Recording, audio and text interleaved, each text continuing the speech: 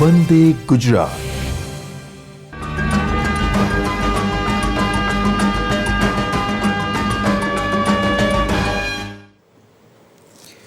નમસ્કાર મિત્રો, સૌને વંદન.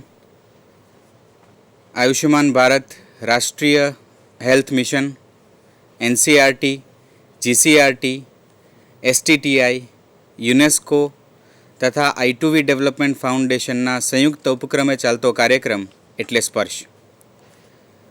મિત્રો, સ્પર્શ કાર્યક્રમની અંતર્ગત ચાલતા તારુણ્યના 11 મણકાઓની વ્યાખ્યાનમાળા એટલે કે તરુણાવસ્થા એક ઉત્સવમાં આપ સૌનું હાર્દિક સ્વાગત કરીએ છીએ. મિત્રો, આજે આપણી સાથે સ્ટેજ પર ઉપસ્થિત જીસીઆરટીના નિયામક શ્રી અને જેમનું સતત માર્ગદર્શન આપણને મળતું રહે છે તેવા ડૉક્ટર TS જોશી સાહેબ ઉપસ્થિત છે. સ્પર્શ વ્યાખ્યાનમાળાના 3જા મણકામાં દીપકભાઈ અને ઉમાબેનને આપણે સાંભળ્યા. આજે 4થા મણકા એટલે કે મૂલ્યો અને નાગરિકતા વિશે આપણા સૌની સમજને બહોળું સ્વરૂપ આપવા માટે આપણી વચ્ચે પ્રસિદ્ધ હાસ્યકાર, શિક્ષક, લેખક, પદ્મશ્રી શાહબુદ્દીન સાહેબ રાઠોડ ઉપસ્થિત છે. બંને મહાનુભાવોનું હું સ્વાગત અને વંદન કરું છું. થાન ગામ જેવા નાનકડા ગામમાંથી લઈને જેમની સિદ્ધિ આજે સમગ્ર વિશ્વમાં વ્યાપિત થઈ છે તેવા શાહબુદ્દીન સાહેબનો આમ તો પરિચય આપવાનો ન હોય, આમ છતાં હું જોશી સાહેબને વિનંતી કરું કે તેઓ શાહબુદ્દીન સાહેબનો પ્રસંગોચિત પરિચય આપે. જોશી સાહેબ. નમસ્તે મિત્રો. પાર્થભાઈએ કહ્યું એમાં હું મારી સંમતિ આપું છું કે શાહબુદ્દીનભાઈનો પરિચય આપવો એ ખરેખર દીવા સામે સૂરજ સામે દીવો ધરવા જેવું કામ છે. આપણે બધા જ વર્ષોથી એમને સાંભળતા આવ્યા છીએ, માણતા આવ્યા છીએ. એવા આંતરરાષ્ટ્રીય કલાકાર પદ્મશ્રી શાહબુદ્દીનભાઈનું આ સ્ટુડિયોમાં હું સ્વાગત કરું છું. વિશેષ આનંદ એ છે કે આપણા પૈકીના છે. એમને 38 વર્ષ કરતાં પણ વધુ સમય શિક્ષક અને હાઈસ્કૂલના એક પ્રિન્સિપાલ તરીકે કારકિર્દીમાં એમને બહુ મોટો વિકાસ કરીને એ લાભ મળ્યો છે સમગ્ર થાનમાં, અને લોકશિક્ષણના માધ્યમથી સમગ્ર દુનિયામાં એમની સુવાસ ફેલાયેલી છે. ત્યારે આજનો જે વિષય છે મૂલ્યો અને નાગરિકતા, મિત્રો, શાળાનું જે મુખ્યત્વે કામ છે એ કામનો બહુ જ મહત્ત્વનો મુદ્દો આજે આપણી સમક્ષ છે. આપણે કરવાનું છે કામ બંધારણની 51 ક કલમ કે જે વારસાનું આપણે હસ્તાંતરિત કરવાનું છે, મૂલ્યોનું ઘડતર કરવાનું છે, વૈજ્ઞાનિક અભિગમ બાળકોમાં વિકસે એને માટે પ્રયાસ કરવાનો છે. એવી અનેકવિધ ફરજો જે બંધારણમાં દર્શાવી છે એનું વહન કરવાનું, હસ્તાંતરિત કરવાનું કામ આપણે સૌએ કરવાનું હોય છે. અને આ કામ જેણે સુપેરે કર્યું છે એવા સિદ્ધહસ્ત હાસ્યકાર આપણી વચ્ચે છે. ત્યારે મને એમ લાગે છે હું વિશેષ મારે કહેવાની જરૂર નથી. એની આપ સૌની વચ્ચેથી હટીને શાહબુદ્દીનભાઈને જો આમંત્રણ આપું છું કે આ તરુણાવસ્થાનો જે એક ઉત્સવ છે જે અનેક મૂંઝવણોમાંથી પસાર થઈ રહ્યા છે એને બદલે ઉત્સવ તરીકે એ બહુ સહજતાથી શીખે અને એમના કર્તવ્યો સારી રીતે કરી શકે અને શાળાની ઓવરઓલ સિદ્ધિમાં અને શ્રેષ્ઠ સમર્થ નાગરિક બને, તે માટે આજના વિષયના પ્રવેશ માટે હું માનની શાહબુદ્દીનભાઈ રાઠોડ સાહેબને નમ્ર વિનંતી કરું છું. નમસ્કાર શ્રોતા મિત્રો. મૂલ્યો અને નાગરિકતા એના ઉપર મારે મારા વિચારો પ્રદર્શિત કરવાના છે. જોશી સાહેબે જણાવ્યું એમ 38 વર્ષ મારા શૈક્ષણિક સેવામાં વ્યતીત થયા છે અને મેં ઘણીવાર કીધું છે કે એની ફલશ્રુતિ એટલી જ છે કે to educate the children means to love the children. Gurudev Rabindranath Tagore. બાળકોને શિક્ષણ આપવું એનો અર્થ એ કે બાળકોને ચાહવા. અને મેડમ મોન્ટેસરી આ જ કહેતા કે I do not know anything about the education but I love them all. શિક્ષણ વિશે હું કાંઈ જાણતી નથી પણ મેં મારા બાળકોને ચાહ્યા જ છે. અને મેડમ એમ કહેતા કે બાળકોને સમજાવવા પ્રયત્ન ન કરો, સમજવા પ્રયત્ન કરો. એટલે મૂલ્યો વિશે મારે જે જણાવવાનું છે ને એમાં હું થોડાક પ્રસંગો જ રજૂ કરી દઉં. એટલે એમાં મૂલ્યો અને માપદંડ એ આવી જાય એકાબીજામાં. અને ઉદાહરણથી છે ને વાત બહુ સ્પષ્ટ થઈ જાય. એકવાર કરુણા ઉપર મારે બોલવાનું આમંત્રણ મળ્યું ને, મેં એક ઉદાહરણ આપ્યું કે ભગવાન બુદ્ધ જેટ વનના રસ્તે જતા હતા. એમાં વચ્ચે એક વિસ્તાર આવ્યો, ત્યાં એક વધ સ્થાન ઉપર પશુને ઊભેલું રાખેલું.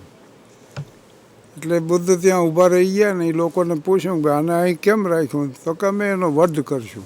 શું કામ વધ કરશું? તો કે અમને પુણ્ય મળશે. એટલે એ જ ક્ષણે ભગવાન બુદ્ધ એ પશુના સ્થાને ઊભા રહી ગયા અને એમણે કીધું કે આ પશુને છોડી દો, મારો વધ કરો, તમને વધુ પુણ્ય મળશે. આ પશુ છે, હું માનવ છું. તો ભગવાન બુદ્ધની વેદના અને વધસ્તંભ ઉપર ઊભેલા પશુની વેદના એક થઈ ગઈ. આનું નામ કરુણા છે. Compassion. Compassion means passion for all. સત્ય, પ્રેમ અને કરુણા. તો truth means to see the thing as it is. જે છે તેને જોવું, એનું નામ સત્ય. Love means dedication without any expectation. કોઈ પણ જાતની અપેક્ષા વગરનું સમર્પણ, એનું નામ પ્રેમ. અને compassion means passion for all. તમામને માટે લાગણી, એનું નામ કરુણા. એટલે શિક્ષકની વેદના અને વિદ્યાર્થીની વેદના જેદી એક થઈ જાય છે, તેથી કરુણાનો સ્ત્રોત વહે છે.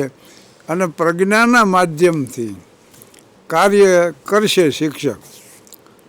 તો પ્રજ્ઞા શબ્દ આવ્યો એટલે એક બુદ્ધિની થોડીક વાત જાણી લઈ. આપણે જેને બુદ્ધિ કહી છે ને સાહેબ, એ આપણે જે કંઈ કરતા હોય એને વ્યાજબી ઠેરવવાનો પ્રયાસ કર્યા સિવાય બીજું કાંઈ નથી કરતી. બોલો. એટલે બુદ્ધિમાં એક શબ્દ ઉમેરવામાં આવ્યો, વિવેક. વિવેક બુદ્ધિ. તો વિવેક બુદ્ધિ છે ને એ આ સત્ય છે ને આ અસત્ય છે, એ તમને નક્કી કરી દે. પણ સત્યને જાણતા પહેલાં અસત્યને જાણવું પડે. To know the false is the discovery of truth. To know the ignorance it is the knowledge. તો આ જે છે ને ભગવાન બુદ્ધની હું વાત કરતો તો આ કરુણા છે. અને પ્રજ્ઞા એ એવો શબ્દ છે કે જે તમને સાચું જ ઉજાડે જીવનમાં, કે આ જ સાચી વાત છે. ગીતાજીમાં ઉપયોગ થયો છે આ શબ્દનો. એટલે હવે હું થોડા પ્રસંગો રજૂ કરું. તો આ મૂલ્યો છે ને એ માપદંડ નિશ્ચિંત કરે છે અને એ કાર્ય કરવા પ્રેરે છે, એમ આમાં જણાવવામાં આવ્યું છે સાહિત્યમાં. તો આજથી 2500 વર્ષ પહેલાં ભગવાન બુદ્ધે ત્રીજું ધર્મચક્ર પ્રવર્તન આપ્યું. બોધિ વૃક્ષ નીચે સંબોધિ પ્રાપ્ત કર્યા પછી સારનાથ આવ્યા. અને એક જમાનામાં એની જ્યારે જે તપશ્ચર્યા કરતા એ બધા એની સમક્ષ એને પહેલું પ્રવર્તન આપ્યું, પછી બીજું અને ત્રીજું. પણ ત્રીજા ધર્મચક્ર પ્રવર્તનમાં ભગવાન બુદ્ધે એ જણાવ્યું કે જે મનુષ્ય સારો માણસ બનવા ઈચ્છતો હોય એણે એક માપદંડ સ્વીકારવાનો રહે. અને મારા ધર્મ મુજબ જે પવિત્રતાનો માપદંડ છે એમાં આ પંચશીલ, એમાં પહેલી વાત એ છે કે હત્યા ન કરવી, કોઈની પણ હત્યા ન કરવી. પછી વ્યભિચાર ન કરવો, પછી અસત્ય ન બોલવું, પછી નશીલા પદાર્થનો સેવન ન કરવું. 5 આવા એને હિંસા, ચોરી ન કરવી, એટલે કોઈની માલિકીની વસ્તુ આપણા નામે ન ચડાવી દેવી. આ પંચશીલ નક્કી કર્યા પછી ભગવાન બુદ્ધે એમ કીધું કે હવે આ પ્રશ્ન તમે તમારી જાતને પૂછો કે આ 5 વાતો છે એ મારા માટે કલ્યાણકારી છે? મારા માટે કલ્યાણકારી છે એટલું જ નહીં, સમાજ માટે કલ્યાણકારી છે કે નહીં? અને સમાજ માટે કલ્યાણકારી હોય તો દેખીતું છે કે આ સ્વીકારવા જેવી વાત છે. 1 જાન્યુઆરી 1961થી મને ડાયરી લખવાની ટેવ છે. અને હું એમાં 3 વાત લખું ફરજિયાત કરવાના કાર્યો. હવે ત્યારે તો હું આચાર્ય હતો મ્યુનિસિપલ હાઈસ્કૂલ થાનગઢનો, એટલે એ મારા માટે ફરજ હતી, તો આચાર્ય તરીકેની ફરજ બજાવી. અત્યારે મારા પરિવારની આર્થિક જવાબદારી પૂરી કરવા પ્રયાસ કરવો. પછી સમય મળે તો સાહિત્ય સર્જન કરવું, હાસ્યનું સર્જન કરવું, મર્યાદાનો સ્તર ઊંચામાં ઊંચો રાખીને સહકુટુંબ હારે બેન માણી શકે એવું નિર્દોષ હાસ્ય સર્જવું, આટલો જ જીવનનો ઉદ્દેશ છે. અને એના માટે હું જીવનના 50 વર્ષ ખર્ચી ચૂક્યો. ઘણી વાર મેં કીધું છે કે મોટા મોટી પ્રેરણા હોય તો મહાત્મા ગાંધીજીની. ગાંધીજીની વાત યાદ રાખ્યા જેવી છે બે. ગાંધીજી એમ કહેતા કે મારામાં જો હાસ્યવૃત્તિ ન હોત ને તો મેં આત્મહત્યા કરી. અને બીજી વાત એ કે ગંભીરતા વગરનું હાસ્ય અને હાસ્ય વગરની ગંભીરતા બે વ્યર્થ છે. એટલે મને પત્રકારો આના પ્રશ્ન પૂછે કે તમારું નામ શાહબુદ્દીન અટક રાઠોડ, તો તમારી જાતિ કઈ? એટલે હું કહું નર જાતિ. પણ એમાં ઊંડી વાત એ છે કે મંદિર મસ્જિદ ગિરજા ઘર કો બાંટ લિયા ભગવાન કો, જમી આસમાં કો ભી બાંટા, મત બાંટો ઇન્સાન કો. તો આમાં હિન્દી હૈ હમ વતન હૈ હિન્દોસ્તાન હમારા, એમાં ઘણી વાત આવી જાય. પણ હું એક નાનકડો પ્રસંગ રજૂ કરું. એક નાનકડો ભાઈ, ઈચ્છીને વળી નાનકડી બેન એની, અને આ બે રૂપકડા બાળકો આમ નીકળી પડ્યા. અને મોટો માણસ હોય ને એમ વળી ઓલા ભાઈએ પૂછ્યું બેનને કે તારે કંઈ ખરીદ કરવું છે? તો બેન કે હા, એક રમકડાનો મોટો સ્ટોર હતો એમાં દાખલ. એ કે મારે આ ઢીંગલી ખરીદવી. હવે એ ઢીંગલીની કિંમત 60 રૂપિયા. આ ઢીંગલી મને બહુ ગમે છે. એટલે એ બાળકોને કહે એ આ ઢીંગલી આપી દેવાના. તો ઢીંગલી તો નોકરે આપી, અને કાઉન્ટરમાંથી શેઠ બેઠેલા, પણ જમાનાને ગોળીને પી ગયા હોય એવો અનુભવી માણસ. અને આ બાળકો નીકળ્યા એટલે શેઠે પૂછ્યું કે ઢીંગલી ખરીદી? તો કે હા. પૈસા છે તમારી પાસે? તો બાળકે હા. એને ચડીના ખિસ્સામાં હાથ નાખીને સમુદ્રના છીપલા ટેબલમાંથી મૂક્યા. આ લ્યો દાદા. પણ દાદા કીધું ને ઝબકારો થયો, એના પૌત્રની યાદ આવી હોય ને. એટલે દાદાએ કીધું, ઢીંગલી સામે જોયું, છીપલા સામે જોયું, બે બાળકોના ચહેરા જોયા, વિચારમાં પડી ગયો. એટલે બાળક કે ઓછા છે, લાવો બીજા આપું. બીજા ખિસ્સામાં હાથ નાખીને પાછા છીપલા મૂક્યા ને. એટલે વૃદ્ધે આમ પૈસા ગણતા હોય એમ ગણ્યા, અને થોડાક રાખીને બીજા પાછા દીધા કે આટલા તમે વધુ આપી દીધા. ઢીંગલી લઈને બાળકો તો રવાના થઈ ગયા. સ્ટોરવાળા કે શેઠ આ 60 રૂપિયાની ઢીંગલી સમુદ્રના છીપલા બદલે તમે આપી દીધી. પણ શેઠે જે જવાબ આપ્યો ને યાદ રાખ્યા જેવો. એણે કીધું કે આ બાળકો મોટા થશે તેથી તેને ખબર પડશે ને કે આપણે છીપલા બદલે ઢીંગલી લઈ આવ્યા હતા, તેથી બીજા બાળકોને આ જ પ્રમાણે આપશે. અને અત્યારે એની પાસેથી ઢીંગલી છીનવેલી હોય ને તો એક વિદ્રોહની આગ લઈને ઊભા થાય છે. અને એ એમ જ વિચાર છે કે જલા દો ઇસે ફૂંક ડાલો ये दुनिया, मेरे सामने से हटा लो ये दुनिया, तुम्हारी ही तुम ही संभालो ये दुनिया. આવી વિદ્રોહની આગ લઈને ઊભા થાય છે. આમાં ઘણા મૂલ્યો સમય જાય છે આ વાતમાં. ભગવાન બુદ્ધ એક નદીનો કિનારો, એમાં એક બેખડ, એના ઉપર બેઠેલા, અને બાળકો રેતીમાં રમત રમતા હતા. એ ભગવાન બુદ્ધ જોઈ રહ્યા હતા કરુણાપૂર્ણ નેત્રોથી આ બાળકોની ક્રીડા. કોઈ વળી ઘર બનાવે ને, કોઈ કુબા ને, કોઈ મહેલ ને, કિલ્લા બનાવે ને, વળી કોકની પાટું લાગે ને તૂટી જાય તો બાંધવા માંડે ને, એવા મગ્ન હતા. પણ એમાં દાસીએ આવીને એટલું જ કીધું કે બાળકો, સંધ્યાનો સમય થયો છે, તમારી માતા તમને બોલાવે, ચાલો ઘરે. એ જ ક્ષણે આ જે કંઈ રચ્યું હતું ને એ બધું વ્યર્થ થઈ પડ્યું. એકાબીજાના હાથમાં હાથ નાખતા, ઉછળતા, કૂદતા, આ બધું ચોરી ફોડતા રવાના થઈ ગયું. અને પછી ભગવાન બુદ્ધને પ્રવચન કરવાનું હતું તો એમણે આ જ પ્રસંગ વર્ણવ્યો અને એટલું જ કીધું કે દાસીએ આવીને કીધું કે તમારી માતા તમને બોલાવે છે, બાળકો સંધ્યાનો સમય છે, ચાલો. આટલું જ સાંભળતા બધું વ્યર્થ થઈ ગયું.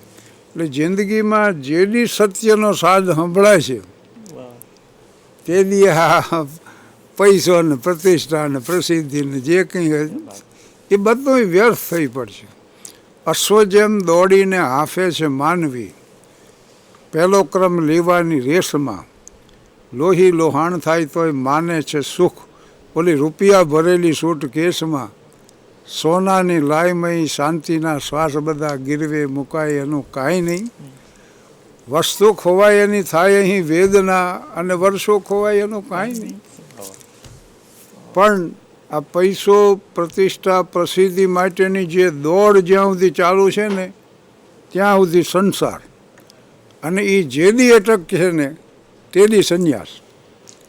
જેદી અટકશે ને જ્યાં અટકશે ત્યાંથી સંન્યાસ શરૂ થાય છે. પૈસાની વાત આવી ને એટલે મને એક પ્રસંગ યાદ આવ્યો કે અત્યારના સમાજનું એક વાસ્તવિક ચિત્ર આવું છે.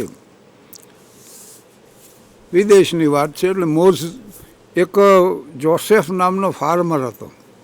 એટલે પહાડની તળેટીમાં મોટું જબરજસ્ત ફાર્મ હતું.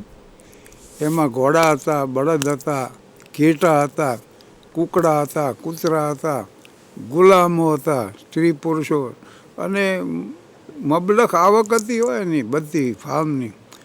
કોઈ જરૂરિયાત નહોતી, છતાં આની લોભી પ્રકૃતિ એવી હતી જોસેફની.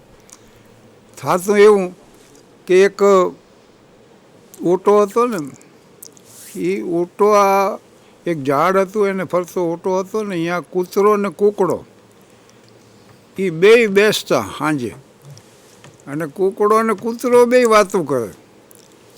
એટલે જોસેફને એમ થઈ ગયું હું જો પશુ પક્ષીની ભાષા શીખી જાઉં તો મને ઘણો ફાયદો થાય.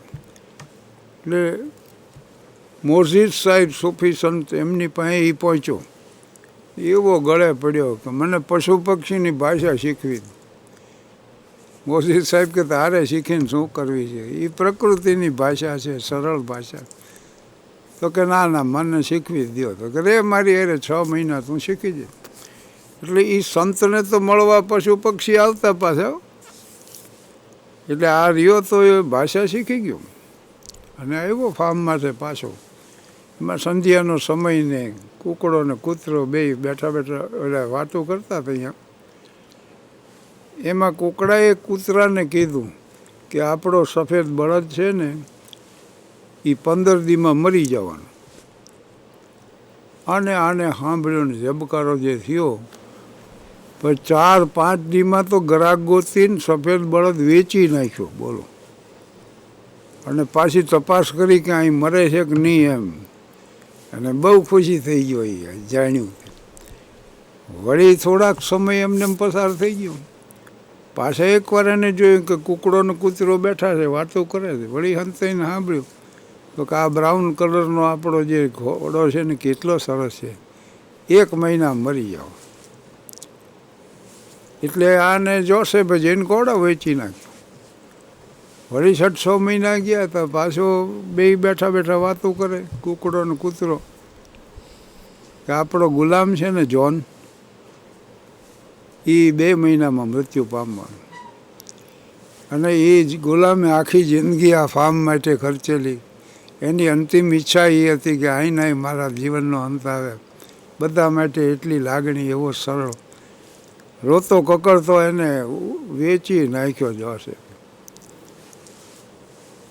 અને ત્યાર પછી જે પ્રસંગ બન્યો, વળી કૂકડો ને કૂતરો વાત કરતા કે આપણો માલિક છે ને 3 મહિના મરી જવાનો. આને આ સાંભળ્યો ને આ પડતો આખડતો પહોંચ્યો જોસેફ સાહેબ પાસે. જોસેફ પહોંચ્યો મોર્ઝિદ સાહેબ પાસે. અને મોર્ઝિદ સાહેબને કે આ પશુ તો એવી વાત કરે છે કે એનો માલિક મરી જવાનો. એટલે મોર્ઝિદ સાહેબે એટલું જ કીધું કે બેચ ડાલો. બેચ ડાલો.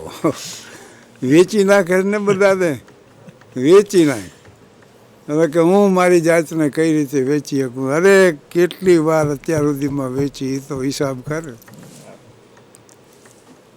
ત્યાં દોસ્તી વેચીને દોલત મેળવી, હા સ્વદેશ વેચો ને સંપત્તિ મેળવી, ત્યાં પ્રેમ વેચો ને પૈસા મેળવ્યા. આમ જરાક જોરથી જુદું વિચારીને કહું ને તો 400 રૂપિયાની એક વિસ્કીની બોટલમાં દેશના રહસ્યો વેચવાવાળા નીકળ્યા. તે અત્યાર સુધીમાં તારી જાતને કેટલી વાર વેચી? બેચ ડાલો. અને આ સાંભળીને જે હતાશ ને એકદમ ઉદાસ થઈ ગયો નહીં, વિષાદમાં ને વિષાદમાં આવ્યો, લસડિયા ખાતો અને પડ્યો. પથ્થરની શિલાએ માથું ભટકાણું ને જોસેફનો અંત આવ્યો. વળી કુકડા ને કૂતરો બે ભેગા થયા અને વાત કરી કે એક ભરેલી તિજોરી મૂકી ખાલી માણસ આ જગતની વિદાય લે. એટલે અત્યારે તો પૈસા આ તો ગમે ઈ થઈ શકે છે એમ, તો માણસ ખાલી થતો જાય જો, અને તિજોરી ભરાતી જાય. સત્ય નથી, પ્રેમ નથી, કરુણા નથી, માનવતા નથી, સહિષ્ણુતા નથી, દોસ્તી નથી. પૈસા મળતા હોય તો બધું વેચવા તૈયાર થઈ જાય. આ જીવનનું એક સાદું સત્ય છે. બેચ ડાલો.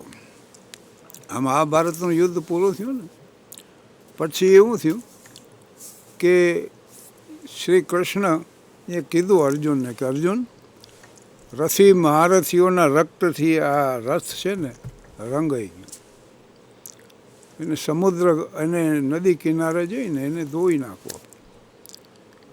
એટલે કૃષ્ણએ કીધું અર્જુનને કે રથથી નીચે ઉતરી જા. હવે ત્યારે અર્જુનને એવો વિચાર આવ્યો કે હું મહારથી છું, યુદ્ધ જીત્યા ને, હું મહારથી છું અને કૃષ્ણ છે ને એ સારથી છે. એટલે એને પહેલી વાર એવું કીધું કે આપ પહેલાં ઉતરી જાઓ પછી હું ઉતરું. એટલે કૃષ્ણે એટલું જ કીધું કે જો વિચાર કરવાનો સમય નથી, ઉતરી જા.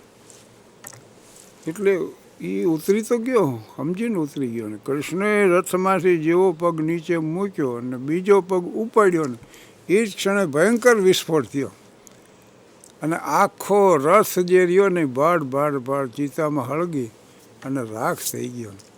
અર્જુનને એટલું સમજાણું કે એ જો ઉતરી ગયા હોત ને હું બેઠો રહ્યો હોત તો આ જગતમાં ન હોત અત્યારે. પણ કૃષ્ણ દ્વૈપાયન વ્યાસજીને મહાભારતમાં કહેવું છે એટલું કે આ દેહરૂપી રથ રહ્યો ને એના સારથી સ્થાને જ્યાં સુધી ઈશ્વર બિરાજમાન છે ત્યાં સુધી જ આ રથની કિંમત, આનું મૂલ્ય ત્યાં સુધી જ છે. એ જેદી ઉતરી જાય છે ને તેદી રથ ચિતામાં હળગતો હોય છે, અને ચિતામાં નહીં હળગતો હોય તો ચિંતામાં હળગતો હોય છે. રહી મને કહ ચિતા હુતે, ચિતા કહ ચિત ચેત, ચિતા દહતી નિર્જીવ, ચિંતા જીવ સમેત. ચિતા તો નિર્જીવને બાળે પણ ચિંતા તો જીવ સહિતને બાળી નાખે છે. અને વારી ઘડી આપણે ટેન્શન શબ્દ વાપરી છે ને, કલ્યાણજીભાઈ મ્યુઝિક ડિરેક્ટર એમને અહીંયા ઉતરતો કચ્છના સંબંધે, મારા પિતાની જન્મભૂમિ કચ્છ છે અને કલ્યાણજીભાઈ કચ્છના, એટલે એમને અહીંયા ઉતરતો. એણે મને પ્રશ્ન પૂછ્યો હતો કે ટેન્શન એટલે શું? મેં કીધું તમારા જીવનમાં બનેલી એવી પ્રતિકૂળ સ્થિતિ કે જેમાં રહેવું તમારા માટે શક્ય ન હોય અને જેમાંથી છૂટવું એ તમારા હાથની વાત ન હોય, આનું નામ ટેન્શન. પ્રોબ્લેમ આપણે વારી ઘડીએ શબ્દ વાપરી, અમેરિકામાં બહુ સાંભળવા મળે, કાંઈક હોય નો પ્રોબ્લેમ. તો problem means the distance between reality and expectation. વાસ્તવિકતા અને અપેક્ષા વચ્ચેનું અંતર, એનું નામ સમસ્યા. અને એ અંતર જેમ મોટું એમ સમસ્યા મોટી. પણ આખરે આ તારુણ્ય વિકાસ, તારુણ્ય શિક્ષણ જે છે ને, એ શબ્દ શાળા શિક્ષણ શિક્ષક એની હારે સંકળાયેલો. એટલે શિક્ષક માટે જ્યારે મારે કહેવાનું હોય ને ત્યારે હું ગાંધીજીની ખાલી યાદ અપાવું. ગાંધીજી એમ કહેતા કે શિક્ષકમાં 2 સદ્ગુણ હોવા જોઈએ. એક એના વિષયનો નિષ્ણાત હોવો જોઈએ, એક વાત, અને બીજું ચારિત્રશીલ હોવો જોઈએ. અને આ અત્યંત મહત્ત્વની વાત છે. ગાંધીજી એમ કહેતા કે વિષયમાં નબળો હોય ને તો હજીએ હાલે, પણ ચારિત્રહીન તો ન જ ચાલે. એટલે શિક્ષકનું જે ગૌરવ છે, વિષ્ણુગુપ્ત ચાણક્યને એમ પૂછવામાં આવ્યું કે એક શિક્ષક ક્યાં કર सकता है. એટલે ચાણક્યએ કીધું ऐसा प्रश्न कर કે આપ શિક્ષક કે સામર્થ્ય પર પ્રશ્નાર્થ ચિહ્ન લગા રહે. એક શિક્ષક શું કરીએ કે એનું મોટું ઉદાહરણ હોય તો વિષ્ણુગુપ્ત ચાણક્ય પોતે જ છે. ધૌમ્ય, પાણીની, આ વ્યાકરણ શાસ્ત્રી અને ચાણક્ય ત્રણેય તક્ષશિલાના વિદ્યાર્થીઓ હતા અને એના પાછા પ્રાધ્યાપકો હતા. પોલિટિકલ સાયન્સ જ ભણાવતા, રાજ્યશાસ્ત્ર. એ પોલિટિકલ સાયન્સ ભણાવતા તક્ષશિલામાં ને પ્રેક્ટિકલ પાટલીપુત્રમાં કરી દેખાડ્યું. નંદ વંશનો નાશ કરી નાખ્યો. 8 દીકરાને એક 9મો નંદ, ધનનંદ ઉર્ફે મહાપદ્મ, આનો નાશ કરી નાખ્યો. એક શિક્ષક નંદ વંશનો નાશ કરી શકે ને ચંદ્રગુપ્ત મૌર્ય જેવા યુવાનને ભારતના સમ્રાટ બનાવી શકે. એક મદન મોહન માલવીયા બનારસ હિન્દુ યુનિવર્સિટીનું નિર્માણ કરી શકે. એક ડૉક્ટર ઝાકીર હુસેન સાહેબ જામિયા મિલિયા જેવી સંસ્થા ઊભી કરી શકે. એક નાનાભાઈ ભટ્ટ સણોસરા લોક ભારતી અને આંબલા જેવી સંસ્થાઓ રચ્યા. એક મનુભાઈ પંચોળી. મને મનુભાઈ સમજાવતા કે હ્યુમર તમારો વિષય છે ને, પણ હ્યુમરમાં રિયલાઇઝેશન થવું જોઈએ, રિએક્શન ના આવવું જોઈએ. અને મનસુખલાલ જોબનપુત્રા ઘણા આવા ઉદાહરણ આપી શકાય. એક શિક્ષક શું કરી શકે. મોરારી બાપુની 600મી કથા હતી ને તે તલગાજડા અમને બધાને બોલાવ્યા. એમાં મને આમંત્રણ હતું. એટલે મેં એમ કીધું અત્યારે તો 850થી વધી ગઈ છે કથાઓ, પણ એક શિક્ષક આ ઉદાહરણ આપણી સમક્ષ જ કે ધરતીના પડમાંથી 850 જેટલી તો રામકથા કરી શકે. એટલે એક શિક્ષક પહેલી તો તમે જો આ ક્ષેત્રમાં હો ને તો બાળકો માટે તમને લાગણી હોવી જોઈએ. અને બાળકોની વેદના તમારી વેદના એક થઈ જાય ત્યારે કરુણાનો જન્મ થાય છે. તો એનું ગૌરવ છે. અને શિક્ષણનો અર્થ તો એ થાય તો education means to bring out. Swami વિવેકાનંદજી કહેતા હોય કે વ્યક્તિની ગુણવત્તાનું પ્રગટીકરણ એનું નામ શિક્ષણ છે. ગાંધીજી એમ કહેતા કે બાળકની શારીરિક ક્ષમતા, મનની સ્થિતિ અને પાછી બૌદ્ધિક જે એની હોય ક્ષમતા અભિવ્યક્તિની, આ ત્રણેયનો વિકાસ જે પ્રક્રિયામાં થતો હોય ને એનું નામ શિક્ષણ. એટલે વિદ્યાર્થીઓને ચિત્ર તો એને જીવનનું ચિતરવાનું છે, આપણે સવલત જ આપવાની છે, એના માથે કાંઈ પણ લાદવાનું નથી. હવે મૂલ્યો માટેની અમે જે વાત કરી ને એમાંથી મૂલ્યો શું ને માપદંડ શું એનો તમે વિચાર કરો તો મળી રહેશે. પ્રસંગો ઉમદા છે ને એટલે મને બહુ જ ગમે છે. અને કાલે જ મેં એક પ્રસંગ નાનકડો રજૂ કર્યો હતો. એક નાની દીકરી અને એક વૃદ્ધ બેઠેલા બંગલામાં સોફામાં છે, એમાં પ્રવેશી ગઈ અને કાંઈ ઓળખાણ બોરખાણ એને કે દાદા અમારા શિક્ષકો છે ને નાના બાળકોને અઘરા દાખલા ગણા, બોલો 5 ગણા એવા લખાવ્યા છે, 2 તો કે મેં ગણી નાખ્યા, પણ આમાં ત્રીજામાં મને નથી ખબર પડતી. તો દાદા કે એમ આપણે પ્રયાસ કરી એ દાખલો ગણતા વખતે એમ જ ક્યાંક દાદા સૂચન કરે કે આમ કર્યું હોય તો બાળકે કે લે દાદા એમ જ કરવાનું. એ ત્રીજો આવી ગયો ને ચોથો ને 5મો. પરીક્ષામાં આ મેરી દીકરી હતી એનું નામ, એને 100માંથી 100 માર્ક આવ્યા. એની માતાને બહુ આશ્ચર્ય થયું કે અરે તું તો ઠોઠ હતી ને આટલા બધા ક્યાંથી માર્ક આવ્યા? તો કે દાદા ભણાવે છે. અરે પણ કોણ દાદા? અરે દાદા દાદા છે ને અમારા હેડમાસ્ટરથી ને બધું જ્ઞાની છે. બોલો, બાળકીને એટલી જ ખબર કે આ દાદા છે ને આ એનો બંગલો ની માતા કે લઈ જાય. એ બંગલા સામે જઈને મા દીકરી ઊભા રહ્યાનો નેમ પ્લેટ જ્યાં વાંચીને માતા સ્તબ્ધ થઈ ગઈ. એમાં લખ્યું તો આલ્બર્ટ આઇન્સ્ટાઈન. અને એને થયું કે આ આઇન્સ્ટાઈનને જઈને એને કીધું કે સાહેબ, મારી દીકરીને શું ખબર હોય કે આપનો સમય કેવો કિંમતી છે. એ આવીને અવારનવાર તો અમને પરેશાન કરતી છે, પણ હવે નહીં આવે. એટલે આઇન્સ્ટાઈને કીધું કે ના, એને આવવા જ દેજો, એને આવવા દેજો, એના પાસેથી મને ઘણું જાણવા મળે. એટલે બાળકોને સમજાવવા પ્રયાસ ના કરો, સમજવા પ્રયાસ કરો. આ મોટી વાત છે. મને લાગે છે મૂલ્યો માટે આટલી વાત જે મેં કરી છે, પ્રસંગો જ રજૂ કર્યા છે, એમાંથી બે વાત મળી શકે એમ છે. પણ હવે નાગરિકતા છે ને એ થોડુંક વિશાળ દ્રષ્ટિથી જોવું છું. કારણ કે આ ભાવિ નાગરિકો જ છે અત્યારના તરુણો જે રહ્યા, અને એ લોકોને થોડુંક જાણવું જરૂરી મને લાગ્યું છે. એમાં પહેલું જ બંધારણ એને અધિકારો આપે છે અને ફરજોનું નિર્દેશન કરે છે. એટલે ભારતનું બંધારણ છે ને 26 જાન્યુઆરી 1950 સુધી એની સંવૈધાનિક સ્થિતિ શું હતી? તો ભારત એ સાર્વભૌમ પ્રજાસત્તાક લોકશાહી રાષ્ટ્ર છે.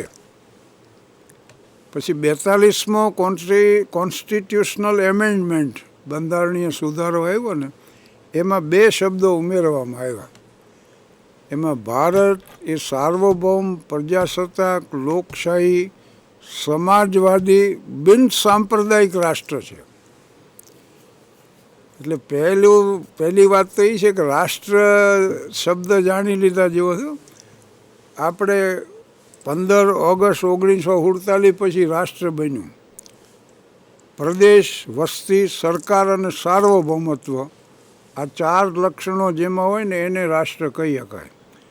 તો એના પહેલાં પ્રદેશ તો હતો, ભારત હતો આખો, અખંડ ભારત પાછો. વસ્તી એના ઉપર હતી, સરકારે હતી બ્રિટિશ ગવર્મેન્ટ, પણ સાર્વભૌમત્વ નહોતું. આ દેશમાં વસ્તી પ્રજાનું સાર્વભૌમત્વ નહોતું. એ આપણે આઝાદ થયા ને ત્યાર પછી આપણું રાષ્ટ્ર બન્યું. અને રાષ્ટ્ર બન્યા પછી આપણે એના નાગરિક બન્યા. નાગરિકનો અર્થ નગરમાં રહેતો હોય નાગરિક. અને ગણરાજ્યો એક કહી દઉં વચ્ચે કે આવા ગણરાજ્યો પ્રાચીન ભારતમાં હતા. જો કપિલ વસ્તુ છે, મિથિલા છે, કલિંગ છે, આ બધા ગણરાજ્યો હતા કે જેમાં રાજાશાહી નહોતી એમ, અને ડાયા માણસો એનો કારોબાર ચલાવતા. નંદ જે નામ છે ને, જ્યાં કૃષ્ણ મોટા થયા ને, એ આવા ગણરાજ્યના વડા હતા. એટલે આને રાષ્ટ્ર કહેવાય. બરાબર છે. હવે આમ થોડી છણાવટ કરી લઈ. પહેલી વાત એ આવે સાર્વભૌમ સત્તા. તો સાર્વભૌમ સત્તાનો અર્થ એ છે કે એ ભારતની ભૂમિ ઉપર આ દેશના સરકારનું સાર્વભૌમ સત્તા છે. આ દેશની ભૂમિ ઉપર, એના આકાશ ઉપર, ભારતના આકાશ ઉપર એની મંજૂરી વગર ઉડી ન શકાય. એટલે ભૂમિ ઉપર, આકાશ ઉપર અને નિકટવર્તી સમુદ્ર ઉપર 3 માઇલ સુધી કે એવો વિસ્તાર જ્યાં ભારતનું આધિપત્ય છે, સાર્વભૌમ સત્તા છે, આનું નામ સાર્વભૌમ. અને પ્રજાસત્તાક શબ્દ વપરાણો છે ને, એમાં સર્વોપરી સ્થાન તો પ્રજાનું જ છે.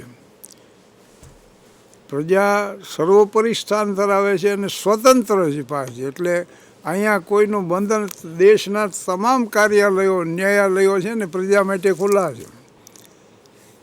આમાં કોઈ કેદ નથી, પરતંત્રતા નથી, કોઈ વંશાનુગત કોઈ આવે એક પછી એક ગાદી, એવું નથી. લોકોના પ્રતિનિધિને ચૂંટીને મોકલે છે. એટલે પ્રજાસત્તાક છે અને લોકશાહી શાસન. હવે લોકશાહી જે આપણી છે ને, parliament, House of Lord, House of Common, એ સંક્ષિપ્તમાં વાત કરી દઉં. ઇંગ્લેન્ડના લોકોએ 1215માં રાજાશાહી સામે સ્વાતંત્ર્ય સંગ્રામ શરૂ કર્યો અને 1215માં મેગ્ના કાર્ટા માટે રાજા જોનની સહી લીધી. આમ કુદરતી રીતે જ અમીર ઉમરાવ, જમીનદારો, શ્રીમંતો જુદા ભેગા થતા, કામદારો, મજૂરો, કિસાનો એ બધા જુદા ભેગા થતા. એટલે એ હાઉસ ઓફ લોર્ડ ને હાઉસ ઓફ કોમન આમ વાસ્તવિક રીતે અસ્તિત્વમાં આવ્યો. અને બહુ સુંદર મકાન છે. પાર્લામેન્ટ હાઉસ છે, થેમ્સ નદી છે, અને પાર્લામેન્ટ હાઉસ છે, બિગ બેન ટાવર છે, આનિકો ટાવર બ્રિજ છે. હું જે એવો છું 4 વાર, એટલે આ જોયું છે મેં આ બધું. તો જગતની પાર્લામેન્ટની માતા ગણવામાં આવે. અને આપણું બંધારણ છે ને, એણે આ બ્રિટનની લોકશાહી પરંપરા સ્વીકારી. એટલે આપણે અહીં સંસદ છે, લોકસભા છે, રાજ્યસભા છે. અને બંધારણ જગતભરના બંધારણોનો અભ્યાસ કરીને રચ્યું છે. એમાં આ મેં કીધી ને લોકશાહી પ્રણાલિકા, સંસદીય લોકશાહી, એ આપણે કન્સેપ્ટ આખો બ્રિટન પાસેથી લીધો. પછી ન્યાયતંત્રની સ્વતંત્રતા એ પાછળ જે લીધું ને એ અમેરિકાના બંધારણમાંથી લીધું. પછી સમવાય તંત્ર માટેની જે આખી સંકલ્પના છે એ કેનેડા પાસેથી મળી. અને રૂસો, વોલ્ટેર અને મોન્ટેસ્ક્યુ આ ત્રણેય ફિલસૂફ થઈ ગયા જગતના બહુ મોટા ફ્રાન્સના. અને ફ્રાન્સના બંધારણમાં આ ત્રણેયનો સમાવેશ થયો છે. એ જ સંકલ્પના પાછી આપણે સ્વીકારી છે. એટલે સ્વતંત્રતા, સમાનતા અને ભાતૃભાવને આપણે મહત્ત્વ આપ્યું છે. અને નાગરિકોની ફરજ માટેની જે વાત છે ને, એ જપાન પાસેથી આપણે આ લીધો સદગુણ. જપાનના બંધારણમાં સ્પષ્ટપણે જણાવવામાં આવ્યું છે કે આટલી નાગરિકોની ફરજો. એટલે 284 બંધારણ સભાના સભ્ય, ભારતના માન્ય વિદ્વાનો, પ્રખર વિદ્વાનો, એ એના સભ્ય હતા. ડૉક્ટર ભીમરાવ બાબા સાહેબ આંબેડકર એના અધ્યક્ષ હતા. અને આ બંધારણની રચના તો 46થી શરૂ થઈ ગઈ હતી, પણ એ તૈયાર થયું 2 વર્ષ 11 મહિના ને 18 દિવસ થયા એને તૈયાર થતા. પણ આખું બંધારણ તૈયાર થયા પછી એનો અમલ શરૂ થયો 26 જાન્યુઆરી 1950. હમણાં જ ભારત સરકારના પ્રકાશન વિભાગ તરફથી મને એક આમંત્રણ મળ્યું હતું કે બંધારણ ઉપર એક લેખ લખો. એટલે મેં થોડોક અભ્યાસ મારી રીતે કર્યો અને આ વિગત મને બહુ આકર્ષક લાગી કે એક નાગરિક તરીકે આ જાણવું જરૂરી ખરું. અને બંધારણના લોકશાહી એટલે લોકોથી લોકો માટે રચાયેલી સરકાર, જૂનું એની વ્યાખ્યા છે જ. પણ અહીં લોકશાહીનો અર્થ વિધાનસભા અને સંસદ બેયમાં એના ચૂંટાયેલા પ્રતિનિધિઓ જાય. અને એ પ્રતિનિધિઓમાંથી પણ વિધાનમંડળ રચાય અને મુખ્યમંત્રી અને પ્રધાનમંત્રી, વડાપ્રધાન એમ થાય આખું માળખું ઊભું અને એ દેશનું સંચાલન કરે. આ લોકશાહી એટલે સાર્વભૌમ પ્રજાસત્તાક, લોકશાહી અને સમાજવાદી. એક વાત જાણવા જેવી છે કે કોઈ રાજકીય વિચારસરણી બાધ્ય નથી હોય આપણા દેશની સંસ્કૃતિને, એક બંધારણને ક્યાંય. એટલે એને કોઈ રાજકીય વિચારધારા સ્વીકારી નથી. પણ સમાજવાદીનો આમ વાચ્યાર્થ એવો નીકળે છે કે આર્થિક, સામાજિક, રાજકીય તમામમાં સમાનતા, શોષણ વિહીન સમાજ, અનિયંત્રણ કોઈના ઉપર હોય ને, જે અનિયંત્રિત છે. એટલે વ્યાપારમાં એ જ્યારે અહીંયા વસી શકે છે, ધંધો કરી શકે, આવા બધી બાબતો આ સમાજવાદી યારે સંકળાય ને ઇજ્જત કરે છે. ધાર્મિક સ્વાતંત્ર્યની, રાજકીય સ્વાતંત્ર્યની, સામાજિક સ્વાતંત્ર્યની આ સમાજવાદીમાં આ અભિપ્રેત છે બધું. અને ત્યાર પછી આવે છે બિન સાંપ્રદાયિકતા. તો એ આપણી મહત્તા એ છે કે કોઈ ધર્મ જે છે ને એને પાછું વિવેકાનંદજીનું સંદર્ભ એ છે કે ધર્મ એટલે જે સમયે, જે સ્થળે, જે સંજોગોમાં તમારે જે ફરજ બજાવવાની હોય ને એનું નામ ધર્મ. એટલે ધર્મ એને આંતરિક બાબત ગણી છે આપણા દેશના બંધારણે. એટલે માનવી પોતપોતાનો ધર્મ પાળવા, એ સ્વતંત્ર છે. એક બાબત એટલી જ છે કે નાગરિકની કોઈ પણ પ્રવૃત્તિ દેશના હિતને નુકસાનકારક હોય ને એવી ન હોવી જોઈએ. બસ આટલું જ. આને આ મર્યાદામાં રહીને એને એના અધિકારોને એનું પાલન કરવાનું. એની હારે આ બંધારણે તો બહુ અધિકારો નાગરિકોને આપ્યા છે. એમાં વાણી સ્વાતંત્ર્ય છે, વ્યક્તિ સ્વાતંત્ર્ય છે, સભા સ્વાતંત્ર્ય છે, લેખનનું સ્વાતંત્ર્ય છે, આજીવિકા માટેનું છે, અને સીધી સુપ્રીમને અરજી કરીએ કે નાગરિક એવી સુવિધાઓ છે. એના હક હિતના રક્ષણ માટે પૂરતી વ્યવસ્થા રાખવામાં આવી છે. અને આટલું થયા પછી આ અધિકારો આપવામાં આવ્યા છે એની હારે ફરજ એ છે. અને એમાં પહેલી ફરજ એ છે કે જે સંવિધાન આપણા વિદ્વાનોએ તૈયાર કર્યું, દેશ માટેને એપ્લાય કર્યું, એને વફાદાર રહેવું, એનું સન્માન કરવું, બંધારણનું સન્માન કરવું એ નાગરિકની ફરજ છે. પછી રાષ્ટ્રગીત આવે તો રાષ્ટ્રગીત વાગતું હોય ત્યારે ઊભા થઈ જવું અને એને સન્માન આપવું. ત્યાર પછી રાષ્ટ્રધ્વજને, આ દેશનો રાષ્ટ્રધ્વજ છે એના માટેનું પ્રત્યેક નાગરિકને સન્માન હોવું જોઈએ. રાષ્ટ્રધ્વજની બરાબર એનું ગૌરવ જળવાઈ રહે એ પ્રકારનો એનો વર્તાવ હોવો જોઈએ. અને બીજી બાબત એ છે કે જે મૂલ્યો, પાછી આવે જો મૂલ્યોની વાત, જે મૂલ્યો, જે આદર્શો આપણા પૂર્વજોએ સ્વીકારીને સંઘર્ષ કર્યો છે એનું સંવર્ધન કરવું કે એનું રક્ષણ કરવું કે એ સમજવું, એ આદર્શોને જાળવી રાખવું, આવી અનેક ફરજો એ પાછી છે. એટલે જવાબદાર નાગરિકની ફરજ એ છે. મેં 18 વિદેશ પ્રવાસો કર્યા, એમાં 25 દેશોને આવરી લીધા છે. 4,500 કિલોમીટરનો નેશનલ હાઈવે છે અમેરિકામાં, પણ ક્યાંય સિગરેટનો ઠોઠો નાખ્યો હોય કે કોઈ રેપર નાખી દીધું હોય જંક ફૂડ ખાઈને, કે ક્યાંય સિગરેટનું કાંઈ નાખી દીધું હોય ખોખું ખાલી, આવું નથી. નાગરિકો નથી ક્યાંય. પેરિસમાં સવારના 6 વાગે ઉઠીને આમ નીકળ્યો રોડમાંથી, પાણીથી રસ્તા ધોવાઈ ગયા. સ્વચ્છતા આપણે જોઈએ, મિડલ ઇસ્ટની એવી છે ને યુરોપની એવી છે, તો આપણને એમ થાય કે આહા, આવી સ્વચ્છતા આપણા દેશમાં કેદી આવે. અને 59મો સ્વાતંત્ર્ય દિવસ લાલ કિલ્લા ઉપર પ્રજાસત્તાક દિવસે આપણા વડાપ્રધાન શ્રી નરેન્દ્ર મોદી સાહેબે જાહેર કર્યું કે 2 ઓક્ટોબર 2015 સમગ્ર દેશમાં સ્વચ્છતા અભિયાન શરૂ થશે. એમણે ટોયલેટની વાત કરી, પ્રત્યેક શાળામાં હોવા જોઈએ અને વિદ્યાર્થી ભાઈઓ અને બહેનો માટે અલગ અલગ હોવા જોઈએ. આ મને લાગે પહેલાં વડાપ્રધાન છે જેને એના પ્રવચનમાં આ વાત સાંકળી અને એને સ્વચ્છતાને પ્રાધાન્ય આપ્યું. અને એમેય પાછું જણાવ્યું કે આ ગંભીરતાથી જો આનો અમલ થાય ને તો આ સમગ્ર દેશની આખી સિકલ ફરી જાય છે. અને ખરેખર મહત્ત્વનું તો ક્રિશ્ચિયાનિટીમાં શું છે, મેં જોયું કે આ યુરોપમાં આટલી બધી સ્વચ્છતા કેમ રાખે છે લોકો, તો ક્રિશ્ચિયાનિટીમાં cleanliness is next to God. ઈશ્વર પછીનું બીજું સ્થાન આ લોકો સ્વચ્છતાને આપે છે. એટલે એને ચર્ચ જુઓ તો ક્યાંય અસ્વચ્છતા નહીં દેખાય, નદીઓ જુઓ, એને સમુદ્રના કિનારાઓ જુઓ.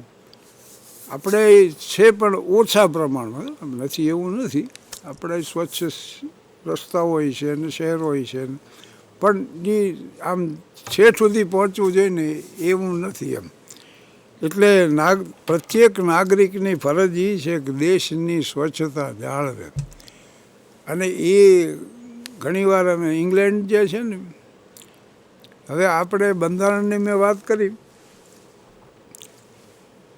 આ દેશને આઝાદી મળીને ઇંગ્લેન્ડની પાર્લામેન્ટમાં પસાર થયેલા એક ઠરાવને અનુલક્ષીને મળી કે 15 ઓગસ્ટ 1947થી ભારત ઉપર અંગ્રેજી શાસનનો પૂરું થાય છે એમ. એટલે રાજાઓ ઉપર જે એની સત્તા હતી, કેન્દ્રના શાસિત પ્રદેશો ઉપર, એ બધી સત્તાઓનો અંત થયો. તો તો થોડુંક ઇંગ્લેન્ડ માટે જ કહી દઉં. 4 વાર હું ગયો ને તે મને પહેલો વિચાર એ આવે કે આ ગુજરાત રાજ આપણું છે ને એનાથી થોડોક જ મોટો છે ઇંગ્લેન્ડ, અને આંધ્રપ્રદેશ આપણું સ્ટેટ છે ને એના જ પાછો નાનો છે. આ દેશના એક રાજ્યથી નાનકડો દેશ છે, તેથી એની 5 કરોડની વસ્તી, આપણે 40 કરોડ. એના પહેલાં 36 કરોડ હતા, પણ 40 કરોડ પછી. તો આ 190 વર્ષ રાજ કેમ કરી ગઈ? ઇંગ્લેન્ડનો પૂર્વ કિનારો છે ને એમાં બ્રિટોન નામની જાતિ વસ્તી, એના ઉપરથી બ્રિટન નામ પડ્યું. એંગ્લો સેક્શન લોકો અહીંયા રહેતા ને એ એને એંગલલેન્ડ કહેતા, એટલે એના ઉપરથી ઇંગ્લેન્ડ, અને આની કોર વેલ્સ પશ્ચિમમાં, ઉપર સ્કોટલેન્ડ. આ ત્રણેય ભેગા થઈને યુનાઇટેડ કિંગડમ, આ ત્રણેય ભેગા થઈને પહેલું તો ગ્રેટ બ્રિટન કર્યું, અને આયર્લેન્ડનો ઉત્તરીય ભાગ એમાં જ્યારે મેળવવામાં આવ્યો ને ત્યારે યુનાઇટેડ કિંગડમ થયું. હવે આ આટલો નાનકડો દેશ અને દુનિયાના 62 દેશો ઉપર એનું શાસન. બ્રિટિશ સામ્રાજ્ય ઉપર સૂર્યાસ્ત નથી થતો એમ કહેતા. અને એ 5 કરોડે 70 કરોડને ગુલામ રાખ્યા, એમાં 40 કરોડ આપણે આવી જઈએ. અને ઈસ્ટ ઇન્ડિયા કંપની 1600માં સ્થપાણી, ભારતમાં વેપાર કરવા આવી, 1757ની પ્લાસીની લડાઈ જીત્યા, અને આ અંગ્રેજી શાસન શરૂ થયું. નવાઈ લાગશે કે એક વેપારી પેઢીએ 100 વર્ષ 1757થી 1857 સુધી રાજ કર્યું. રોબર્ટ ક્લાઇવે પ્લાસીનું યુદ્ધ જીતીને પાયો નાખ્યો ને પછી હેસ્ટિંગ્સ આવ્યો, ડેલાઉસી આવ્યો, અને દુપ્લેન. એના એ ફ્રેન્ચનો હતો, પણ ફ્રેન્ચો અને પોર્ટુગીઝો અને ડચો ને બધા ઈસ્ટ ઇન્ડિયા કંપની ભારતમાં આવી હતી. આવી રીતે એમાં સફળ ઈસ્ટ ઇન્ડિયા કંપની નથી. અને તમને નવાઈ લાગશે પણ પાલનપુરના સંજીવ મહેતા નામના એક જૈન યુવકે આ કંપની ખરીદી લીધી. 479 વર્ષ પછી એને ઈસ્ટ ઇન્ડિયા કંપની તો અસ્તિત્વ ધરાવે જ છે, પણ પાલનપુરના એક યુવાને આને ખરીદી લીધી, અને અત્યારે એનું વહીવટ એ કરે છે. એટલે ઈસ્ટ ઇન્ડિયા એમ ગુલામીનો કાળ છે ને, એમાં એક વાત સમજી લીધા જેવી એ છે કે 100 વર્ષ ઈસ્ટ ઇન્ડિયા કંપનીએ રાજ કર્યું, અને 1857માં આપણે સ્વાતંત્ર્ય સંગ્રામ શરૂ. બંદેલે હર બોલો કે મુખ હમને સુની કહાની થી, ખૂબ લડી મર્દાની વહ તો ઝાંસી વાલી રાની થી, ચમક ઉઠી सन 57 में वह तलवार पुरानी थी, खूब लड़ी मर्दानी वह तो ઝાંસી વાલી રાની થી. એટલે બહાદુર શાહ જફર તો શાયર હતા, અને સર યુરોજ એક અંગ્રેજ સેનાપતિ એની સામે લડવામાં હતો, પણ એ ઉર્દુ જાણતો. એટલે સર યુરોજે જફરને કીધું કે દમદમે મેં દમ નહીં, અબ ખૈર માંગો જાન કી, આઈ જફર ઠંડી હુઈ શમશેર હિન્દુસ્તાન કી. એટલે જફરે તરત કીધું કે હિન્દુઓ મેં બો રહેગી જબ તલક ઈમાન કી, તબ તો લંડન તક ચલેગી તેગ હિન્દુસ્તાન કી. અને સ્વાતંત્ર્ય સંગ્રામ શરૂ થયો. નાના સાહેબ પેશવાને, ઝાંસીની રાણી લક્ષ્મીબાઈને, બેગમ જીનત મહલ ને તાત્યા ટોપે ને આ બધા ભારતીય હતા. અને આઉટરામ હેવલોક, હડસન, સર યુરોઝ આ બધા અંગ્રેજી સેનાપતિઓમાં હતા. અને આપણા ઇતિહાસનું એક ભવ્ય પ્રકરણ છે લક્ષ્મીબાઈનું. કહેવા બેસી તો ઘણી વાત તો હું કહી શકું એમ છું, પણ હવે એ આજે ચિનગારી પ્રગટી સ્વાતંત્રતાની, એ પછી 1947માં જ્વાળા બની ગઈ, અને ગાંધીજીએ હાકલ કરી કે કાગડા કૂતરાના મોતે મરીશ પણ સ્વરાજ લીધા વગર પાછો નહીં આવે, કરેંગે યા મરેંગે. આમ લોકમાન્ય ટિળકે હાકલ કરી કે સ્વરાજ મારા જન્મસિદ્ધ અધિકાર હે, આણી મી ઘેતણાર, swaraj is my birth right and I shall have it. અને સુભાષબાબુએ કીધું કે તુમ મુझे ખૂન દો માય તુમ્हें આઝાદી દૂંગા. અને ભારતીય સ્વાતંત્ર્ય સંગ્રામ શરૂ થયો, અને એનું પરિણામ એ આવ્યું કે 15 ઓગસ્ટ 1947 આ દેશ આઝાદ થયો. બહુ મોટી કિંમત ચૂકવવી પડ્યો, દેશના ભાગલા પડ્યા. ને બહુ લાંબી વાત તો શું કરવી, પણ एक कही एकाएक दिल के फफोले जल उठे सीने की आग से, ये घर ही सारा जल गया घर के चिराग से. રોબર્ટ ક્લાઇવ ડાયરી લખતો હતો, એમાં એને નોંધ કરી કે આ દેશના અમુક લોકો તો એવા છે કે જે પગાર આપે એને જ વફાદાર છે, રાષ્ટ્રને નહીં. 20 રૂપિયા પોલીસનો પગાર, પણ આપણા સત્યાગ્રહીઓ માથે લાઠી ચાલજે એ જ કરવાવાળા, એને જેલમાં ત્રાસ દેવાવાળા એ, અને એને ફાંસીએ ચડાવવાવાળા એ. એમાં ક્યાં બહારથી આવ્યા? એક અંગ્રેજી નોટ ઠારી કરી દો કે હિન્દીઓ લડે છે, હિન્દીઓ મરે છે, હિન્દીઓના લોહી વહે છે, અને બ્રિટિશ સામ્રાજ્યનો વિસ્તાર વધતો જાય છે. તો આની અંદર ઘણું આવે. ગાંધીજી તો એમ કહેતા કે ભાઈ અંગ્રેજોએ આ દેશ જીત્યો નથી, આપણે એમને સુપ્રત કર્યો. અને સ્વાતંત્ર્ય સંગ્રામ આખો શરૂ થયો, અને ફલશ્રુતિ રૂપે આપણને આઝાદી પ્રાપ્ત થઈ. એટલે હર કર્મ અપના કરેંગે આए वतन तेरे लिए, दिल दिया કે जहाँ भी देंगे आए वतन तेरे लिए. એટલે અહીંયા મારી તો સમય મર્યાદા પૂરી થાય છે.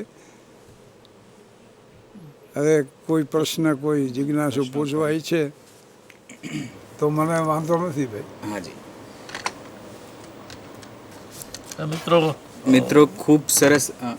મિત્રો ખૂબ સરસ રીતે શાહબુદ્દીન સાહેબે આપણને મૂલ્યો અને નાગરિકતાની વાત કરી. શાહબુદ્દીન સાહેબ આપણી સાથે હજુ ઉપસ્થિત જ છે. આપ સૌના જો કોઈ પ્રશ્ન હોય તો એક નીચે નંબર ફ્લેશ થાય છે, એ નંબર પર સંપર્ક કરીને આપ સ્ટુડિયોમાં લાઈવ કનેક્ટ થઈ શકો છો. જ્યાં સુધી કોઈનો કોલ આવે ત્યાં સુધી શિક્ષક મિત્રો માટે એક અગત્યની સૂચના કે સ્પર્શ કાર્યક્રમ અંતર્ગત કુલ 11 મોડ્યુલના સર્ટિફિકેટ કોર્સિસ લોન્ચ થવાના છે દીક્ષા પ્લેટફોર્મના માધ્યમની મદદ. આ મોડ્યુલમાંથી કુલ 7 જેટલા કોર્સિસ અત્યારે લાઈવ છે. આપ એમાં એનરોલ પણ થઈ શકો છો. આ કોર્સિસની અંદર મોડ્યુલ, એની સાથે એને સંલગ્ન વિડીયોઝ અને અભ્યાસક્રમ સાથેનું અનુસંધાન એ પણ એની અંદર અમે મૂકવાનો પ્રયત્ન કર્યો છે.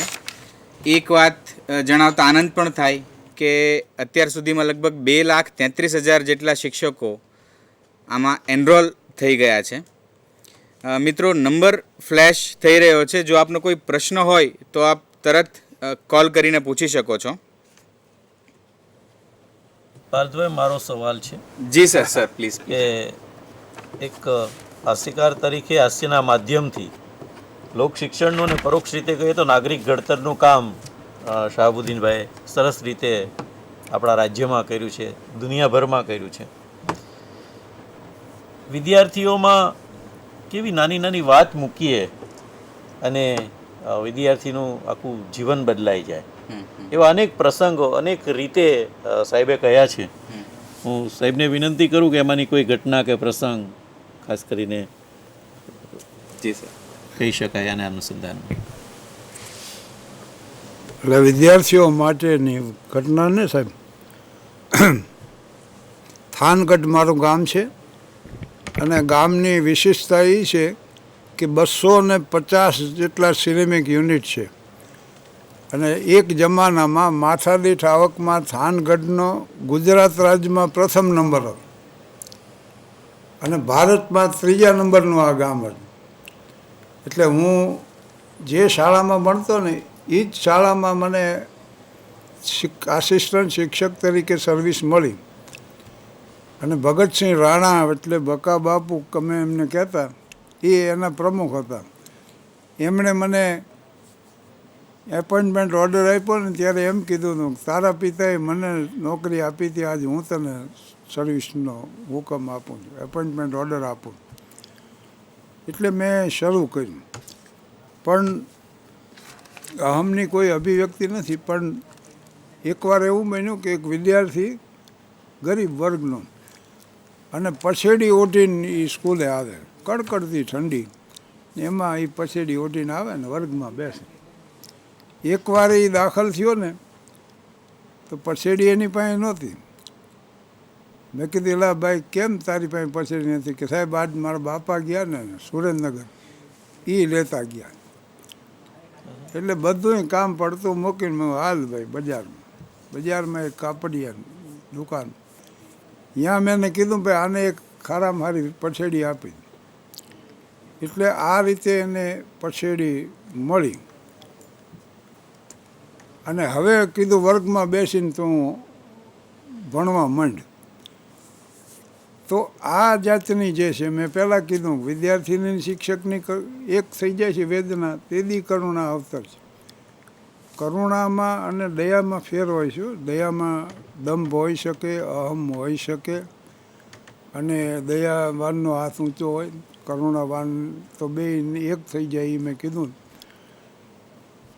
કાલે એક ઉદાહરણ મેં આપ્યું હતું. એક વિદ્યાર્થી બીમાર પડ્યો તો એ એમ જ દાવમાં એમને બસ કોઈ કીધા કરે કે મારા સાહેબને બોલાવી દો, મારા સાહેબને બોલાવી. પછી ડાક્ટર સાહેબે કીધું એના વાલીઓને કે ભાઈ તમે બોલાવી દો એના સાહેબને. હવે એના સાહેબ આવ્યા ને એને બેઠા એની પાસે કે અરે તું તો હાજર થઈ જઈશ, તને ક્યાં કાંઈ તકલીફ છે. વિદ્યાર્થી ખુશ થઈ ગયો. અને સાહેબની હાજરી જ ખાલી એ વિદ્યાર્થી હાજો થયો. પ્રસંગ આટલો જ બન્યો હતો, પણ એ શિક્ષકે સાંગલી જેવું નાનકડું ગામ આખી જિંદગી છોડ્યું નહીં. આ શિક્ષકનું નામ વિસ ખાંડેકર. યયાતિ નામના પુસ્તક ઉપર એને સર્વોચ્ચ જ્ઞાનપીઠ એવોર્ડ મળ્યો છે. દોન ધ્રુવ ગુજરાતીમાં ભાષાંતર છે.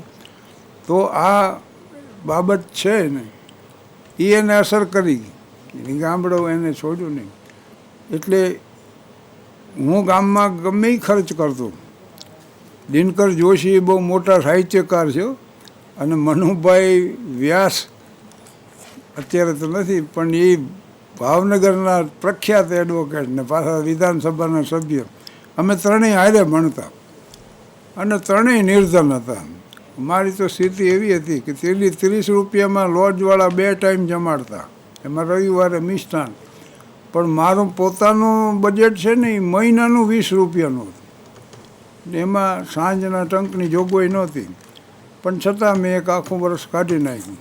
તે દીએ મને એટલી ખબર હતી કે જેમની સંસારમાં વર્ષની સફર હોતી નથી તેમને શું છે જગત તેની ખબર હોતી નથી. જિંદગીને મોતમાં છે માત્ર ધરતીનું શરણ, કોઈની વ્યોમે હવેલી કે ખબર હોતી નથી. વહ સરફીરી હવાથી સંભલના પડા મુझे, મેં આખરી ચિરાગ થા જલના પડા મુझे. પણ હું મારી નિમણૂક થઈને હાઈસ્કૂલમાં એટલે પહેલો નિયમ એ કર્યો કે પુસ્તકો અને ફીના અભાવે કોઈ પણ વિદ્યાર્થીને શાળા છોડવી પડે એવો પ્રસંગ નહીં બને. બહુ સરસ. સાહેબ, પોરબંદરથી એક પ્રશ્ન આવ્યો છે, આપણે એમને સાંભળીએ. હલો. એ સાહેબ, આમાં જે સ્પર્શના જે મોડ્યુલ બધા 1 થી 7 મૂક્યા છે ને, જી જી, હા, એમાં 1 થી 5 સુધી સબ્જેક્ટમાં અધર આવે છે, બરાબર? જી. અને 6થા મોડ્યુલ થી સીપીડી થઈ જાય છે. ઓકે. આ તો સીપીડી અને અધર બંને એક જ છે કે આ અધર માટે અલગ છે બીજા મોડ્યુલ? આ પ્રશ્નનો સર હું જવાબ આપી દઉં. પણ સાહેબને પૂછો પ્રશ્ન. હા, તમારે સાહેબને જો કોઈ પ્રશ્ન હોય તો મોડ્યુલની વાત તો આપણે કરીશું ઓફકોર્સ, પણ જો સાહેબ માટે તમને કોઈ 7 મોડ્યુલ મૂક્યા છે ને, હાજી, જી જી જી, એમાં એવું છે એ 7 મોડ્યુલ્સ જે છે એમાં અત્યારે જો એના અમે ફ્લાયર્સ પણ બીજા અલગથી બનાવી રહ્યા છીએ કે જો આ પ્રકારનું પ્રોબ્લેમ હોય તો તમારે શું કરવું અને એના સ્ટેપ્સ જે છે એ ટૂંક સમયમાં આપ સુધી પહોંચશે. આપણે સાહેબને સાંભળીએ. સાહેબ માટે જો બીજા કોઈ પ્રશ્નો હોય, નહીતર એક પ્રશ્ન, હાજી એક પ્રશ્ન સર મને એવું પૂછવાનું મન થાય આપને, જો આપની એક નાની પરમિશન હોય તો. સર, મારે માત્ર એ પૂછવું છે કે જ્યારે હું આ મોડ્યુલ વાંચતો હતો ત્યારે એની અંદર એક એવું હતું કે મૂલ્ય આધારિત જવાબદાર વર્તન. સર, આ મૂલ્ય આધારિત જવાબદાર વર્તન એટલે શું કહી શકાય? તમે કોઈ એક્ઝામ્પલ દ્વારા કે કોઈ રીતે જો કહી શકો તો. મૂલ્ય દ્વારા મૂલ્ય આધારિત જવાબદાર વર્તન. જવાબદાર વર્તન, બરાબર. હવે મૂલ્ય અને કિંમતમાં ફેર છે. બાળક તમારું બીમાર પડ્યું હોય ને ડૉક્ટર એમ કહે કે ચા હારે ખાલી બિસ્કિટ જ આપવાના છે ને, બીજું કાંઈ નહીં. અને એ બિસ્કિટનું પેકેટ 5 રૂપિયાનું મળતું હોય તો એ 5 રૂપિયાની કિંમત કરતાં એ બિસ્કિટના પેકેટનું મૂલ્ય વધી જાય છે. બાળક માટે જ્યારે આ સૂચન કરવામાં આવે છે ત્યારે તો ઇંગ્લેન્ડ મેં કીધું, હું છેલ્લે હમણાં 2001માં ગયો ને ત્યારે અમે 42 દિવસ રોકાણા હતા. અને you can cycle down the country એવું એની વ્યાખ્યા. બહુ નાનકડો દેશ છે મેં કીધું ને, પણ રાતના 2 વાગે પ્રોગ્રામ કરીને પાછા આવે ને, લાલ લાઇટ થાય એટલે ભટ ડ્રાઈવર ઊભી રાખી દે. હાવ ખાલી રસ્તા હોય, સુમસામ હોય, નીકળી જાઓ તો કોઈ પૂછવાવાળું ન હોય.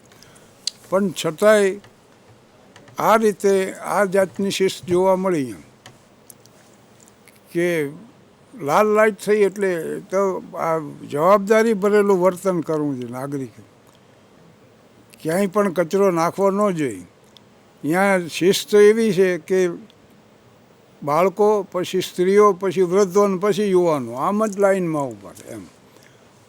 પણ 1000 પ્લેન રોજ જર્મનીથી આવતા. બીજું વિશ્વયુદ્ધ શરૂ થયું ને 1939 થી 45 સુધી, એમાં એકલા જ લંડન શહેર ઉપર બોમ્બાર્ડિંગ થતું. તેથી આમને લાઈન નહોતી તૂટી. આ જ લાઈનમાં ઊભા રહે અને આ જ રીતે થાય. ઊભા રહે એટલે અટેન્શનમાં પાછા ઊભા રહે. તો જ્યારે આ સંસ્કારો છે ને એ જીવન હારે વણાઈ જવા જોઈએ, તાણાવાણાની લોહીના સંસ્કારો કે ભાઈ આ થાય ને આ ન જ થાય. ત્યારે એ વર્તન જવાબદારી ભરેલું છે. ભગવાન બુદ્ધે તો એમ કીધું તો પતન વિદ્વાનનું થાય છે ને પતન મૂર્ખનું થાય છે.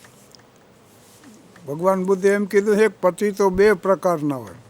એક પતિ પાસે એનો માપદંડ હોય, એટલે એને ખબર પડે કે આ માપદંડ થયો. મેં વાત શરૂ કરી હતી, અહીંયા પાછી લઈ આવું.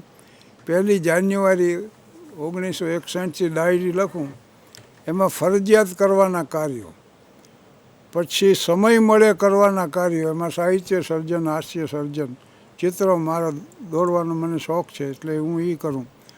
અને એક યાદી હું એવી બનાવતો, બહુ સમજણ તો હતી ને, અત્યારે નથી તેથી ક્યાંથી હોય, પણ ન કરવાના કાર્યો કે જીવનમાં આટલા કાર્યો ન કરો. એમાં દારૂ ન પીવો, જુગાર ન રમવો, વ્યભિચાર ન કરવો, વ્યાજે પૈસા લેવાની, વ્યાજે પૈસા દેવાની, અને કોઈની નિંદા ન કરે.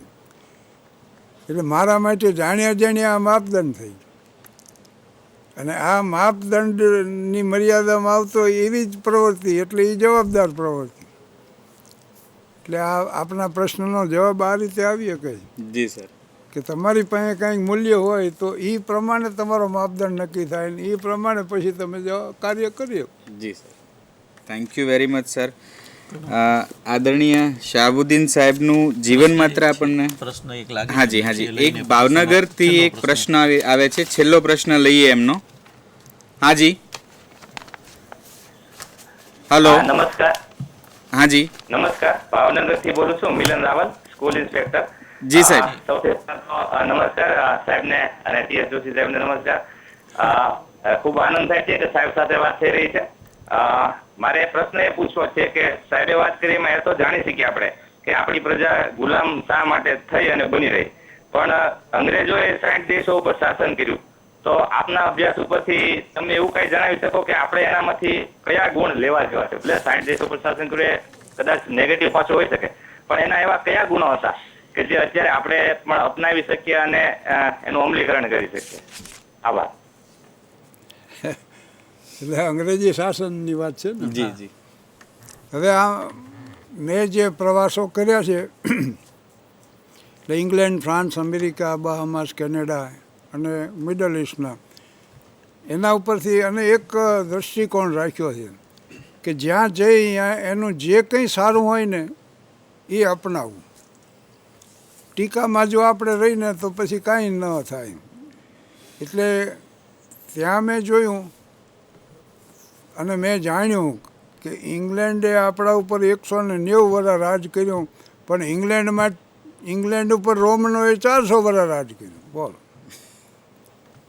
આ મોટા પિલર્સ તમે જે જુઓ છો ને આપણે પાર્લામેન્ટ ને રાષ્ટ્રપતિ ભવનના, એ રોમન સામ્રાજ્યની અસર છે ઇંગ્લેન્ડમાં. દુનિયામાં સૌ પહેલાં રસ્તા રોમનોએ બનાવ્યા. ઓલ રોડ્સ લીડ ટુ રોમ એમ કહેવાતું. અને એ ભૂમિથી ઊંચા બનાવતા એટલે એને હાઈવે કહેતા. તો આપણે હજી એ હાઈવે કહી. એનું કારણ આ છે, ઘડિયાળમાં હવે નથી આંકડા, પણ આ રોમન લેટર્સ આવતા ને છે આમાં જ છે. રોમન લેટર્સ 1 ને 2 લીટર એ રોમનોની અસર છે. બિગ બેન ટાવરમાં જે ઘડિયાળના આંકડા રહ્યા ને એ રોમનોની અસર. બાગ બગીચાના અને સ્નાનાગારના રોમનો શોખીન હતા, એટલે આજ ઇંગ્લેન્ડમાં બાથ નામનું એક ગામ છે. પણ આ સાવ રસ્તા ખાલી હોય અને લાલ લાઇટ થઈને ભટ્ટ ઊભા રહી જાય તો એ શિસ્ત ગમી બહુ. લાઇનસર ઊભા રહે નહીં, દેકારો નહીં, કાંઈ. મિનિટ 1 પ્લેનની એવરેજ છે હિથ્રો એરપોર્ટ ઉપર. હમણાં 2017માં જ મોરારી બાપુ લઈ ગયા હતા અમને ઇંગ્લેન્ડ. 156 જેટલા કલાકારોને અને વિદ્વાનો, સાહિત્યકારો બધાને, એટલે 9 દિવસ રોકાવાનું થયું. બીજું આ સ્વચ્છતા જાળવે છે એ જોયું મેં. શિસ્ત છે, સ્વચ્છતા છે. અને મોટામાં મોટી વાત એ જે ક્લાઇવે ડાયરી લખી આપણને ગમે તો નહીં, પણ આપણે પગાર આપે એને વફાદારી, અને એવડે રાષ્ટ્રને વફાદાર, એના રાષ્ટ્રને વફાદાર. બસ. તો એ રાષ્ટ્રને વફાદાર હોવું નહીં, એ મોટામાં મોટો ગુણ છે. Don't ask vote your country can do for you, but ask your self what you can do for your country. આ વાક્ય છે ને ખરેખર ખલીલ જીબ્રાનનું છે, પણ JF કેનેડીએ એના પ્રવચનમાં વાપર્યું, એટલે હવે એનો સંદર્ભ આપવામાં આવે છે. પણ जिस देश का बचपन भूखा है उस देश की जवानी क्या होगी. તો રાષ્ટ્રને વફાદારીનો જે ગુણ છે ને એ લીધા જેવી વાત છે. જી સર. આદરણીય શહાબુદ્દીન સાહેબનું જીવન માત્ર આપણને ઘણા બધા મૂલ્યો શીખવે છે. સમયની મર્યાદાને કારણે આપણે હવે કાર્યક્રમના અંતિમ ચરણ તરફ જઈએ છીએ. આભાર વિધિ માટે હું અમારી ટીમમાંથી અરબાઝભાઈ છે એમને વિનંતી કરું કે તેઓ આભાર વિધિ કરે. અરબાઝભાઈ. નમસ્કાર. ભારત સરકારના આયુષ્માન ભારત અંતર્ગત સ્પર્શ કાર્યક્રમની શરૂઆત કરવા બદલ શિક્ષણ મંત્રાલય, MHFW અને NCERTનો આભાર વ્યક્ત કરું છું. જેમના તરફથી સતત પ્રેરણા અને સહાય મળતી રહે છે એવી સંસ્થાઓ યુનેસ્કો, GCERT અને STTIનો પણ આભાર. જોશી સાહેબ તરફથી આમ વખતો વખત માર્ગદર્શન મળતું જ રહે છે, પરંતુ આજના દિવસે તેમની પ્રેરક ઉપસ્થિતિ રહી તે બદલ ડૉક્ટર TS જોશી સાહેબનો પણ ખૂબ ખૂબ આભાર. આજના સ્પર્શ વ્યાખ્યાનના ચોથા મણકામાં ઉપસ્થિત રહી જેમણે આપણને સૌને મૂલ્યો અને નાગરિકતા વિશે તેમની વિશિષ્ટ ઢબમાં કડવી ગોળીઓ ખૂબ જ સહજ રીતે ગળાવી દીધી તેવા ઘણા વર્ષોથી એક શિક્ષક તરીકે કાર્ય કરીને હજારો વિદ્યાર્થીઓના મનમાં મૂલ્યો અને નાગરિકતાના બીજ રોપનાર હાસ્યકાર અને પદ્મશ્રી એવા શહાબુદ્દીન રાઠોડ સાહેબનો નતમસ્તક આભાર. આ ઉપરાંત સમગ્ર કાર્યક્રમનું સંકલન અને સંચાલન કરનાર અમારી I2V ડેવલપમેન્ટ ફાઉન્ડેશન ટીમનો પણ હૃદયપૂર્વક આભાર વ્યક્ત કરું છું. અને એવા શિક્ષક મિત્રો જે આ કાર્યક્રમમાં જોડાયા છે અને ખરેખર સાચા અર્થમાં સ્પર્શને સાર્થક કરવાના છે તેવા શિક્ષણ મિત્રોનો પણ આભાર. અને જેના માધ્યમથી આપણે સૌ મળી રહ્યા છીએ તેવી બાયસેક ટીમનો પણ હૃદયપૂર્વક આભાર વ્યક્ત કરું છું. આભાર. Thank you.